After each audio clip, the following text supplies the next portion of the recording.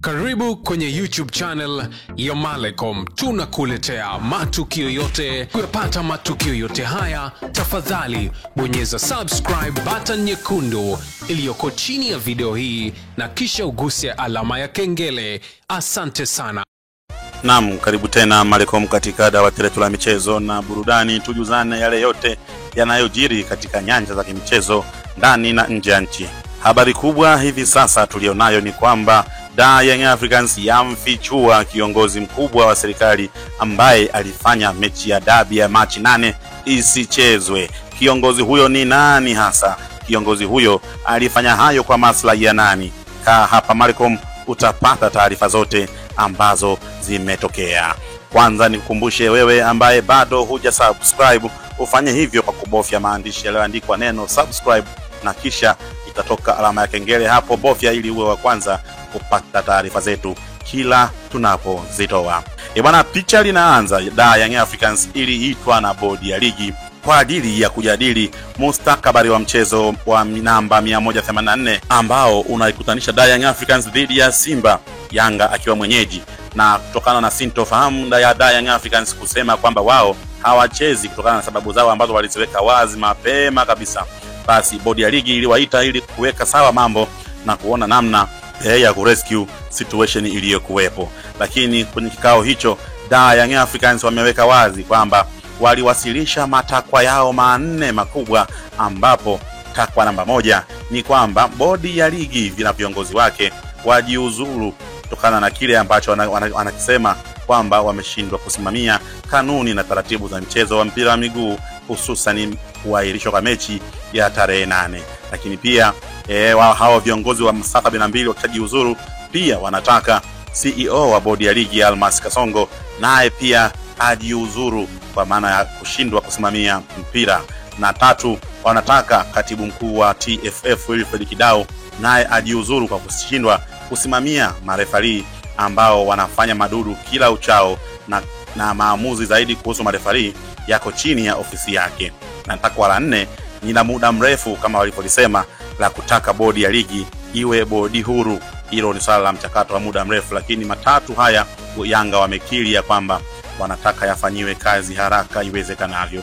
Lakini pia kupitia msemaji wa klabu ya Young Africans anasema, kwenye kikao chetu tuliuliza pia kuhusu ripoti ya kilichotokea Machi 8 na CEO wa bodi ya ligi Almas Kasongo akakiri kuwa ripoti wanayo na hawataki kuizungumza hadharani, na pia kuna kiongozi mkubwa wa serikali alipiga simu kuzuia geti la uwanja wa Benjamin Mkapa visifunguliwe, lakini wanaogopa ama hawawezi kumtaja hadharani.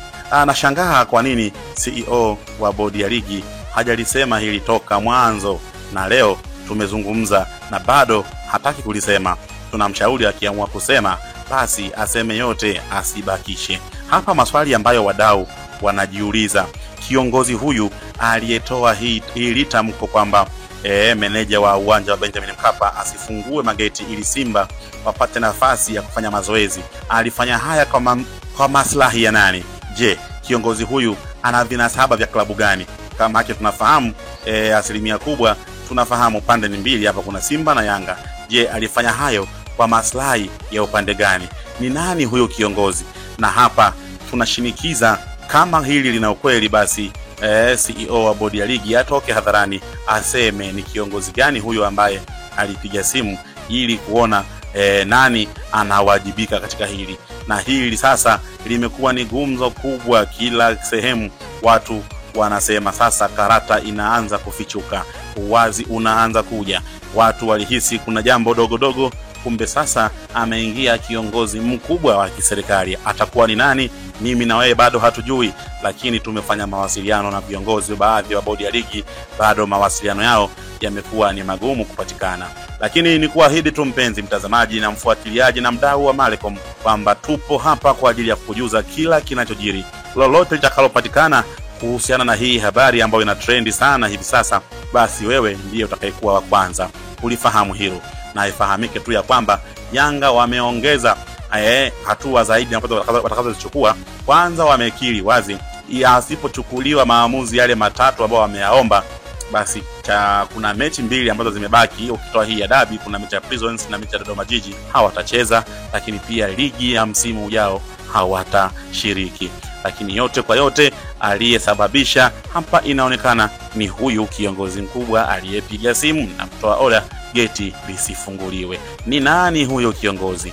Malcolm, tunalifuatilia kinaga ubaga mpaka hapo tutakapokupatia taarifa rasmi, wewe mdau wetu wa Malcolm. Cha kufanya ili uendelee kupata updates, kaa karibu nasi, bofya alama ya subscribe ili tukipata tu hiyo habari tutakapoiweka, iwe asubuhi, iwe mchana, iwe usiku, hata usiku wa manane, tutakuwekea taarifa hiyo.